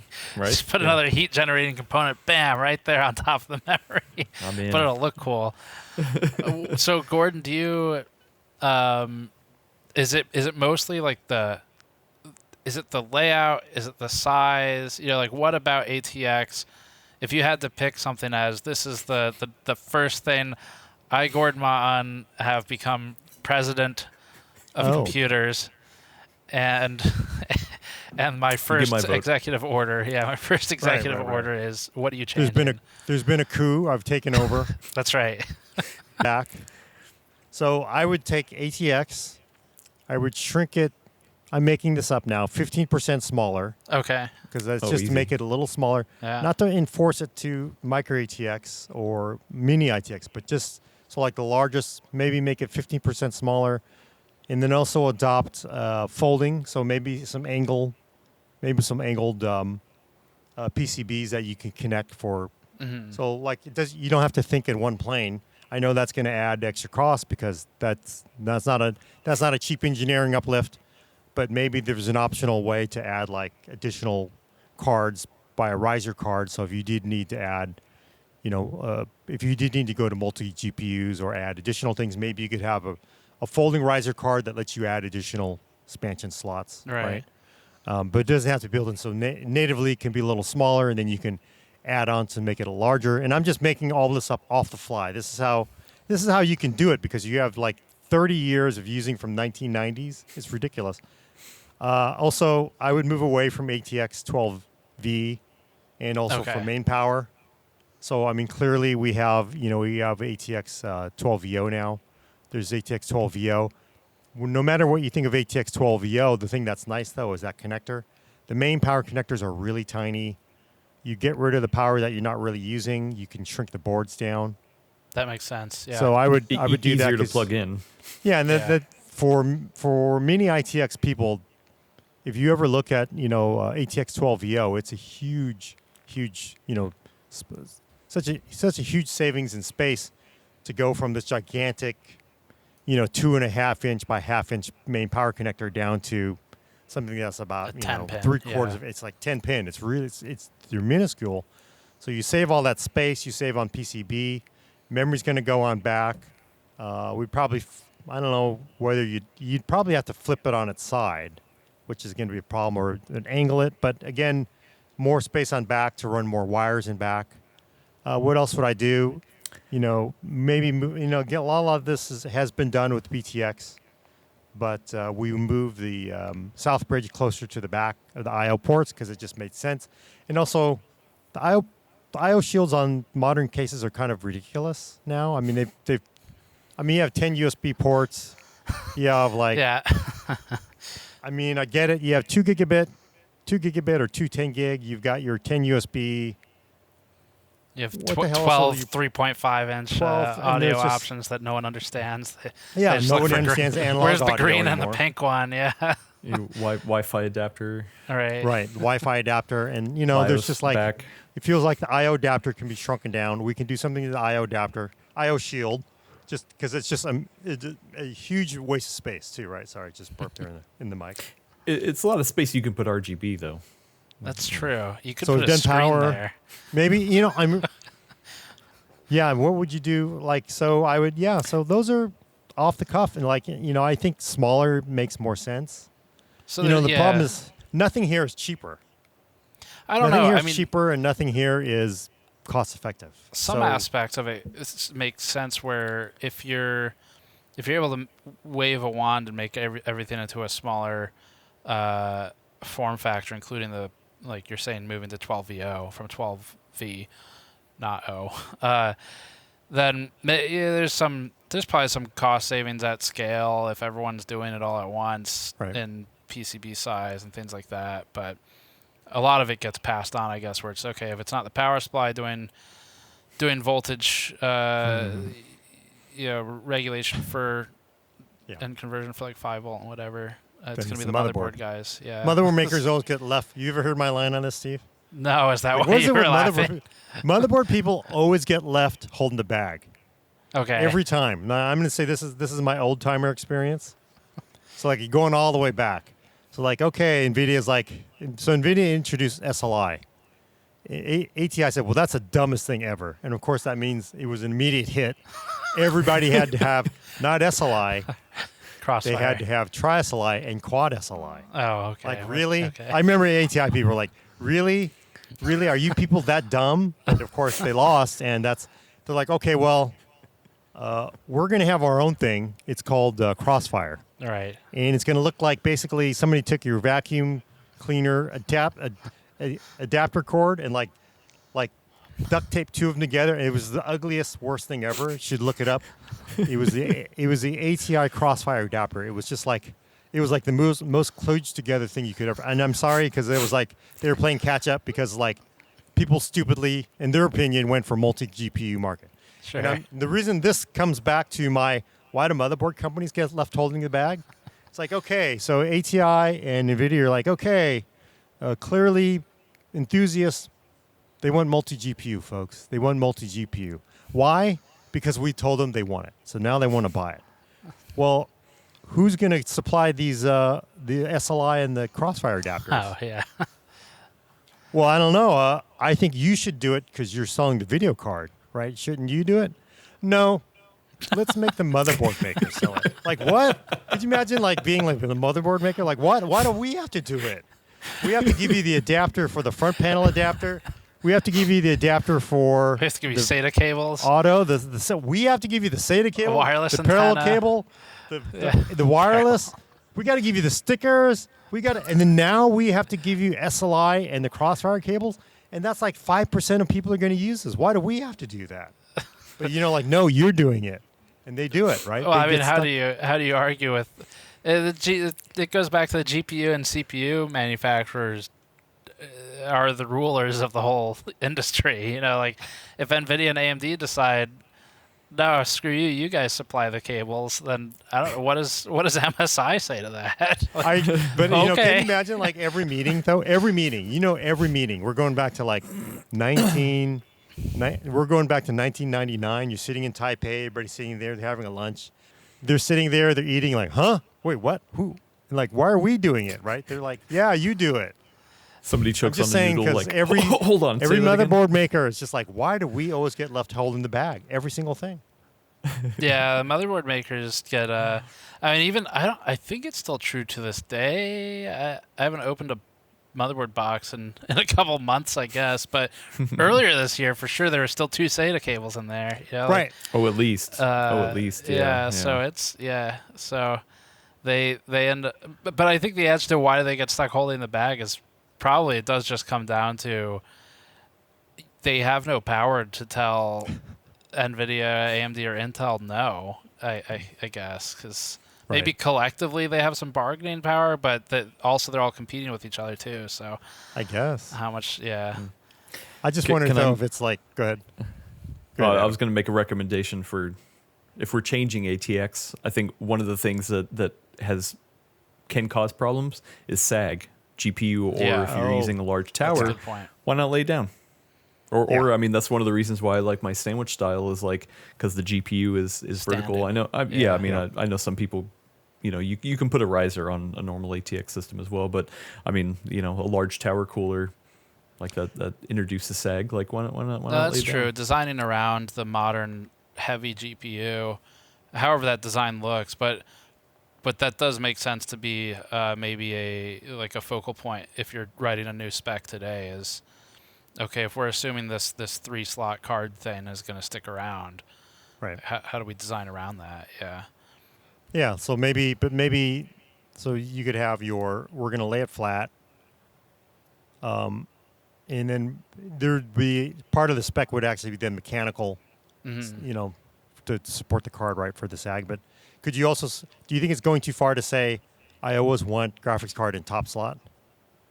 Oh, That's probably too far, I think. I don't know. I wouldn't design it that Yeah. way because, but then, well, what about, should M.2, should Gen 5 always go in top slot? Or is that like going to is that too much? Would that cause people to rebel? And then next thing you know, they're pulling me out of my palace. I'm like, wait a minute. I thought you were all happy. We got the memory on back. We got the ATX 12E02 connector. Let Your them eat cases cake, are smaller. Why is there a coup against me now? Well, who let all the console people out? It's because you required PCIe Gen 5 SSDs to be in the top slot. I know. The GPU in the top slot. That was too far. That was the end Actually, of it. I don't think anyone would get angry about the GPU in the top slot. Like, I don't know. I can't avoid think the of any word cases. anyone. I know. I'm sure there are people, but like, I don't know if I've ever seen a situation contemporarily that somebody didn't put it in the top slot. Yeah, that tends to be Like unless it's a new builder who just like has no idea and was like, I'll just put them in any of them. Like, Right. Yeah, I would say the new builder making that mistake is much larger than you expect. I would say Yeah. 1 out of 10. Well, but 1 out if of you 20. had to, like, if you tried to put it in the other slot and it just literally didn't work, and you're like, well, crap, okay, well, What if we have to just use the top soldered slot. everything together and we didn't allow any choice, and then whatever's soldered to it is what they have to buy? And then you keep iterating on it yearly and increase Right. the number. Yeah. Yeah. And then you have charts that are very like, looks like it's better. Yeah. I like I'm this. pretty sure that would You come out definitely the- you would be You come you out the would be black sitting version. at home watching cable news, and you would see me being pulled out of the palace, and like, whoa, Along had with your, gold- along with your besides having advisory. gold-plated toilets, he actually had gold-plated PCs built. Of course, because that's what dictators do. Gold-plated PCs, and then I would have the gold-plated spec, all that, because that's That's right. Yeah, Yeah, you I have think the we'd go- spec chiseled into a gold Right. gold slate. But that, of course, you would see me being pulled out by the crowds, like you have seen in over the last 20 years. All right, of, we don't want that with Gordon. We don't want that with Gordon. Yeah, I don't think you can go that far, but I just, but the funny thing is, like, literally go look up the ATX spec, and there's nothing in there. It basically says, It is stay out of actually here, short. Yeah. keep out of here, do this here. We recommend this. If you don't want to do it, we don't give a damn. If you want to, like, so for people who know, the audio circuits are always lower left hand of your motherboard, lower left quadrant, because Right. they basically said isolate all the power, isolate everything going to audio to this area, then the audio will be cleaner. Motherboard makers have done their own, of course, iterations on this, but But they put it in Again, the same area, though. Yeah. the same area. But really, the spec is really wide open. But when you talk to board makers and you talk to power supply and you talk to case makers, they all say their hands are tied. And I think their hands are tied because for me to do this properly, it needs engineering resources. So, and it's already been done 30 years ago, and I'm not going to do it again. So, Right. Yeah, it all comes down to inertia, right? Doesn't matter. yeah.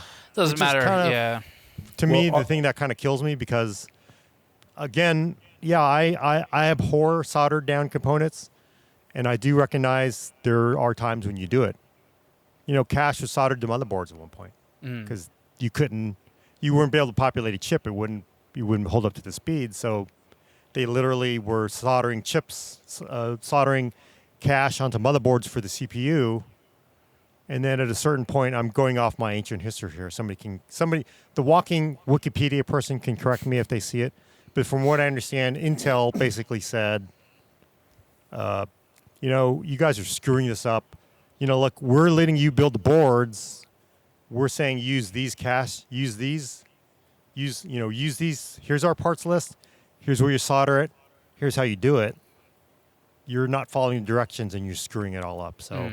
And then a lot of ways they started doing their own stuff, doing their own chipsets because a lot of vendors were screwing up the chipsets. And of course, the Pentium 2, they actually put the actual chip, the cache chips inside the CPU package itself, which looked like a big cartridge. But, a lot of that is really, they gave them freedom they give them freedom, then they screwed up with the freedom. So I think there might be like, could we see like a future motherboard where you have integrated Intel graphics, integrated ATI graphics, AMD graphics, but with more cache soldered onto the board? Would I accept that? Okay, if I can shut it off and put in a regular CPU, maybe? Or is that going to be like, No, I think. But like if you can add an extra, 4 gigs of high-speed cache, is that worth? Is that gonna? It's like, see, this is the test of Steve and Adam. Is this gonna break you? Because it's like, I mean, that is. I can see that look. Well, but then you're also once again asking the motherboard manufacturer to do more. Yeah, now you're giving them the bag. Now it's you, Gordon. Yeah. Look, it might not work. People might not use it, but anyway, we need you to put this on the board. Yeah, you need to put more cash here. Sorry, But it's that's going to high-speed cost cache. hundreds of dollars. Yeah, they go, huh? Wait, I'm just eating. Wait, I thought we just came to meet about this. What? All right. Well, the question I have: are we seeing some inertia though? Obviously, at Computex, we there's more people soldering the connectors on the back, right? And like being like, hey, you know what? Whether it's for performance or aesthetics, like, hey, cool. There's no wires, no visible wires. Whatever. Yeah. Hidden wires. Like, there are some performance improvements because of airflow. I don't know. But I mean, we are seeing more than usual, or I mean, more than usual. Like that's kind of, Gordon, would you say this is like the biggest movement on ATX that we've seen? Yeah, and it's the most minor. It's the most minor thing ever in the entire world. It's like the most like that's like the like really. I mean, it's cool. I totally wholeheartedly support MSI Gigabyte and ASUS and anybody else doing these reverse connectors. If they're going to follow a spec eventually, I think I fully support it. It is definitely the minimum amount of effort you could put into changing something after 30 years. And even getting here, it's just been like, oh my God. And even then, there's still a lot of people who are like, this is stupid. Well, Corsair had that thing where, I forget the name of the power supply, but where it's got the flipped plate, so the cables connect on the opposing side. Crap. I forget the name of the, let's see, Corsair power supply with connectors. Cables on the side. Oh, right. The side. Yeah. Shift power supply. There we go. Yeah. So shift your expectations. Right. So, I mean, that works well, I feel like, with the concept of moving cables to the back or connectors to the back, because it allows you the whole thing can be shortened up then, which and I mean I have in the past couple months I mean between reviewing CPUs and whatnot, I have built a number of PCs very hastily, and I'm like, okay, here's the part where I got to figure out which cables I want. I shove them through the holes that I think they're going to go in, turn it around, try to plug them in. Oh crap, it's the wrong hole. Okay, let's reroute it. Like if everything was literally on the back like that, management's easy. Yeah, it's like, oh, okay, well, right into the power supply, right into the motherboard, boom. Right. Like that would be nice. Hey, Steve, what's the reception been to the Corsair Shift? Because, again, that's a really, that's a pretty easy concept to get across. And I'm wondering if it's selling enough where it's going to sustain itself past a Model 1 or... I don't know. Yeah, I haven't heard a lot about it since it launched. So, like, I know when it launched, I did pay attention to some of the other media coverage of it. And I know Jay did a video. There were a couple other ones too, but I remember specifically reading the comments on Jay's video, and there were a lot of really positive, like, "Oh, this is a great idea. It's very accessible," type of comments. So it seemed like there was, and I'm sure your own viewers can tell us in the comments, but it did seem like people generally thought it made sense, and I guess it does because it is easier to access.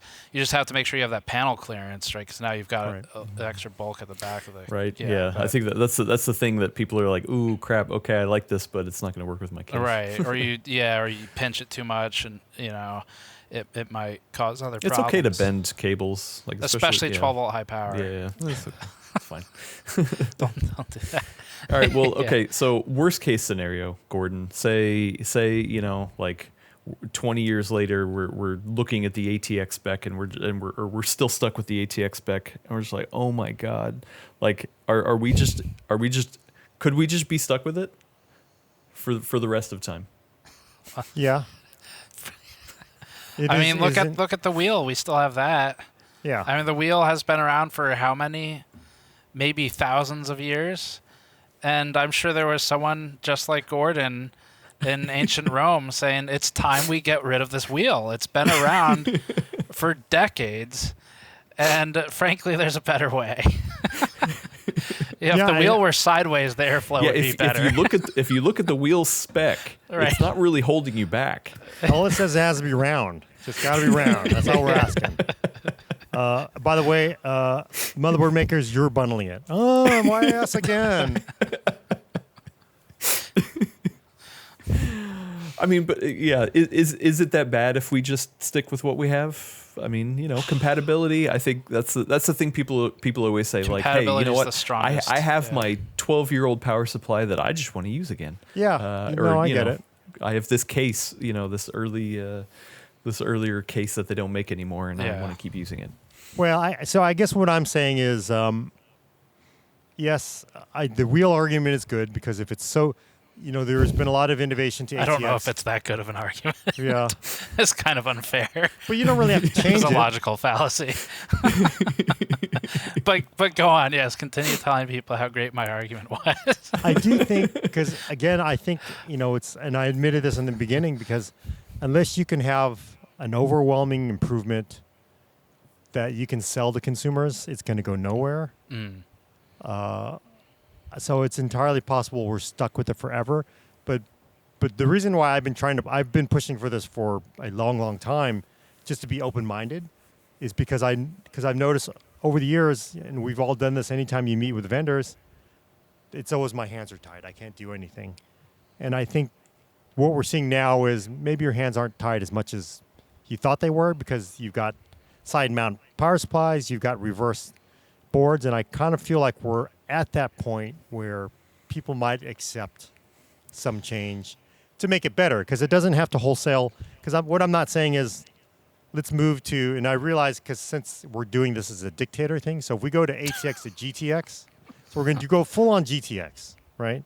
Oh wait, can I do that? Because they have. No, you need a different damn it, letter. somebody has I was going to make that joke earlier. Anymore, like we need to make a spec, the Gordon spec. Yeah. They're not GTX. using it anymore. They're not using GTX. You're right. They're not. They haven't made a using GTX. it, so I thought that's how it worked with patents. If they're not using it, so I mean, so you come up. I guess what I'm saying is the new spec would replace the older one. So I think the lesson, and here's my last. Sorry, this is dragging on. People want to punch me in the face now. BTX. At the time, Intel had BTX, which was at the time the company was pushing big ideas and small ideas. The small ideas where the industry is going to come at us with pitchforks and torches if we try to change too much, if we get too revolutionary with like BTX. So we're going to have basically, for everything, we're going to have a base standard. So basically everything based on what there is, and then we're going to have our shoot for the moon kind of stuff. So they went both ways. And of course, shoot for the moon went nowhere. But what I sort of see this is we improve it enough that it would last us for the next 20 to 30 years. Right. Because, I mean, the question is, can ATX really sustain us for the next 30 years? I mean, it's entirely possible because, there's smart people in this industry, and you give them the fixed ingredients, they're going to still make something amazing. So, yeah. But I'm wondering if it's. But again, you're going up against Qualcomm, you're going against Apple, you're going against Nvidia with ARM. If they can solder everything down and they can have high-speed interfaces that make us look like we're going backwards, then where does that leave us? To me, it's you end up in a little dangerous scenario where you need Intel's help again or AMD's help to reinvent the spec, but. I do think with the thing that's sticking out in my mind through the whole conversation is specifically dual chamber cases and how popular they've gotten the last probably 4 years, I guess, where there's so much more that can be done with those. Because right now, shove the power supply back there And when I say dual chamber, I'm talking about like O11 type stuff. So Yeah. you get the power supply back there. You've got a bunch of hard drive cages, but those aren't really being utilized by most people, I don't think. And so there's kind of this, we have all of this space we can do cool things with. We don't have any ideas other than let's throw 4 hard drive cages back here, and maybe we'll make them hot swap as a nice feature. But there's a lot more that can be done with that space. It's just that it would have to come from someone other than the case manufacturer, because there needs to be a component to use the space. So yeah, maybe there's something you can do there. But I feel like the minute we get an O11D type of one with the reverse connectors, because I mean those are showcase builds. Like they're those cases, you buy those because you want to show off your parts, and like having the cables routing around. I mean, you can kind of make it look cool, but like imagine if you didn't have to. Right. Like, I think that's that could be an inflection point. Yeah. I was thinking of, and I can't think of it. I was just trying to find it. You don't remember Thermaltake? Yes, I remember Thermaltake. Well, I mean, but They Thermaltake still exist. They still exist. They're not gone. What I'm saying is the good old Thermaltake days. the good old Thermaltake. No, but there was a Thermaltake case where they had chambers. I can't remember the name of it. Oh, it but was a the big level 11. 10 or 20. That's not the one that's inverted so that the back connectors are out the top. Well, everything was chamberized. You're talking the one that was like, it's the level 10. Look up level 10 Thermaltake. Level 10. So what you basically, I'm going to do for the audio listeners, they basically had a back plane that would be normally in your case.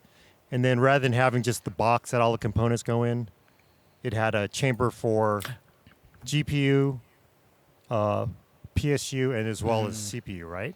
And then they made a lower end, cheaper version of that case. But the original one, everything was separated. A good memory on that. Yeah, I'm looking at the because there was the level 10 GT. That's the fancy one you're talking about. And then the GTS was the cheaper one. Right. Unfortunately, it's out of stock on Newegg. I can't get one. Yeah, no, it's a vintage collector case now, Adam. And the level 20 was that case. They told me the tooling when we covered it. They told me the tooling for that case was over $700,000 just for the tool, just to make the case. It's like the stamps and all that stuff. Yes. So that's exactly what they mean by their hands are tied. Because if we made this box, and we don't. Please help us. Please buy this case. We're not going to do it. Yeah. Please buy this case or, God. Yikes. Okay. Yeah, I think people, they will never understand the investment and the time it takes to recoup that investment on a case that you're making $40 on, or right, yeah, low margin. Yeah. CTX? Has there been a CTX? There was AMD actually had a DTX. There's CEB. There was. I think CTX is the next letter we can use, right? That's there's true. LTX. There's A. There's B. Yeah. There is a DTX though, isn't there? Yeah, there is a DTX. There is a thin Should we go ITX. ETX? There is a WTX. There are many. Yeah, there's a lot. Like the Gordon WTF form. It's the Gordon. GMUTX. There we that go. Might be. GMUTX. Okay. I don't know how you pronounce it. No. Here we go. GUTX. Guts. Do you have the guts? There you go. To implement the GUTX? Yeah. I just kind of wonder, whether it's kind of funny because you mentioned that space for the power supply, Steve, and I was thinking, man, why not just jam the GPU in there and put a big ass fan in front of it, so you just have one big heat chamber? Yeah, I know that.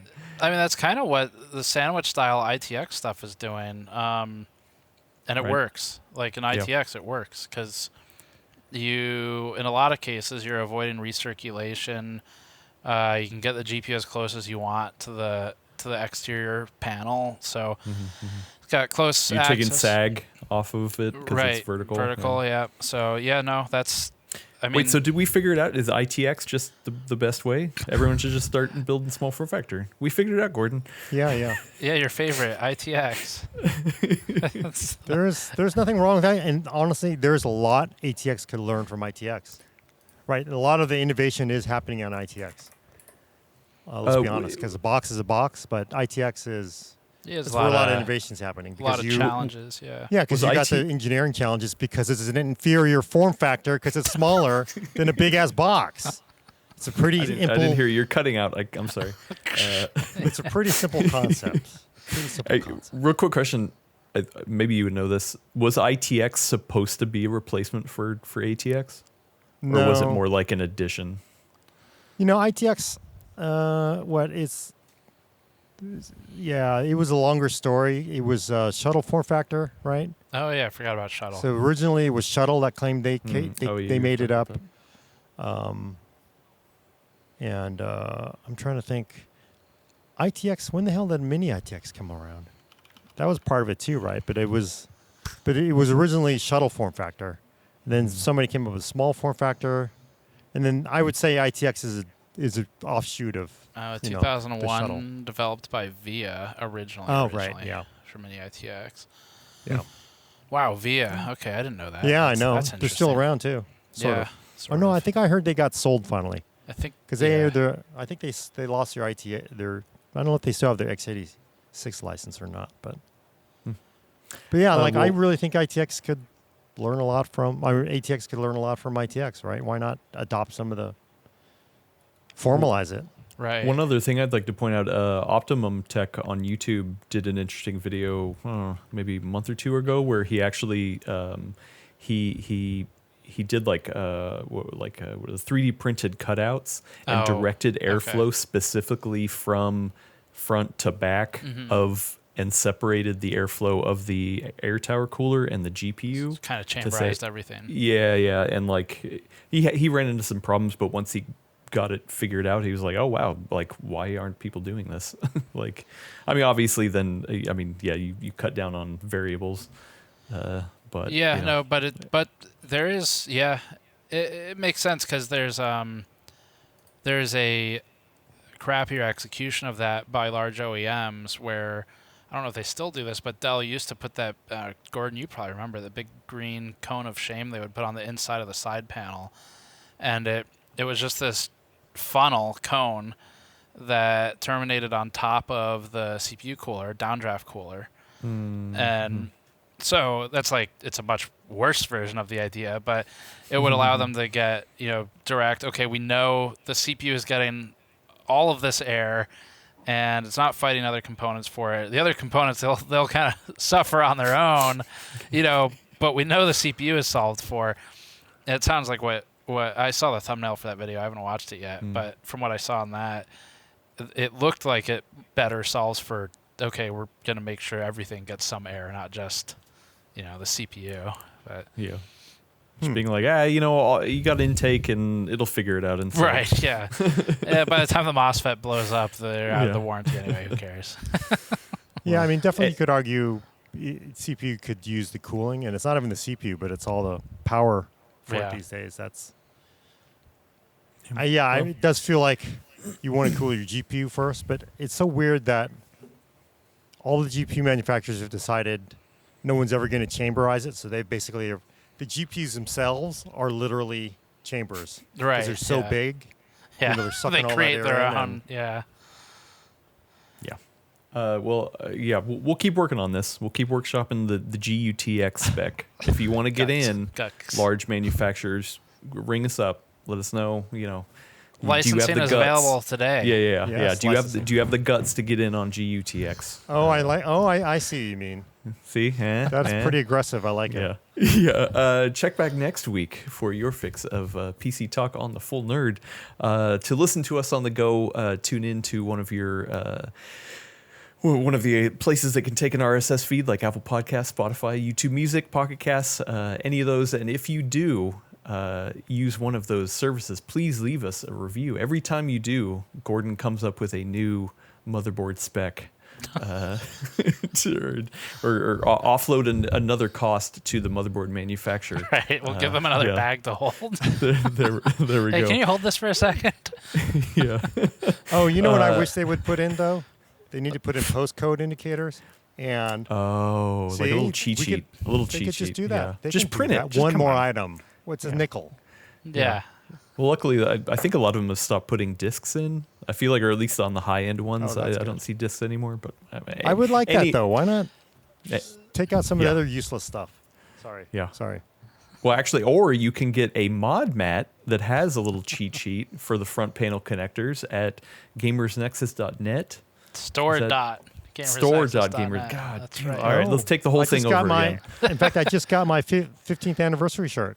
Oh, did you? Got it in the mail. I Hey. just got it in the mail. By the way, where can Oh, I buy nice. one of those? If I wanted somebody to buy one of those, Steve, where can they buy one of those? Well, they were on store.gamersnexus.net. Yeah, Those are not those are not out of those stock ones. now. Yeah.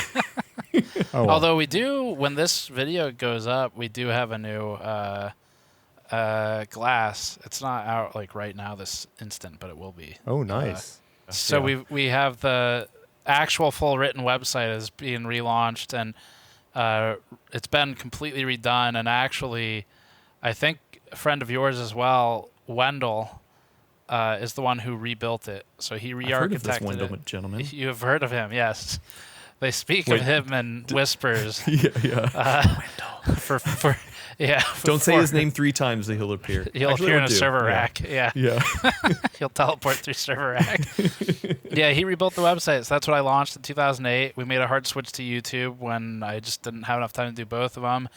And I've always wanted to go back for written content, and now we're doing it. So we're converting all the scripts into articles and getting it back. That's awesome. Yeah. No Yeah. ads. There's no ads. on the Definitely, site. definitely go check it out. Yeah, maybe we need to buy some ads on there. Nope. Put the full nerd right on. I will give you that one for free.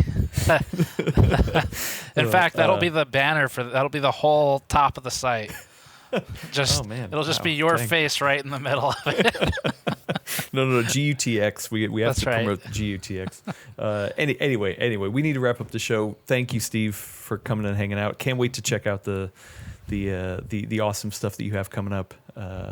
And thank you, Gordon, for hanging out as well. Always good to chat. Continue to do what you need to do for your health and come back and keep joining us. So I love having you. So Yeah, it was a lot of fun. Thanks, guys. yeah, good times. No, I'm glad I got it off my chest now, finally, after all these yeah. years. Yeah, ATX. there you go. I know nobody had ever heard about it until now. So Oh, yeah. anyway, thanks everybody. We will catch you in the next one. Bye.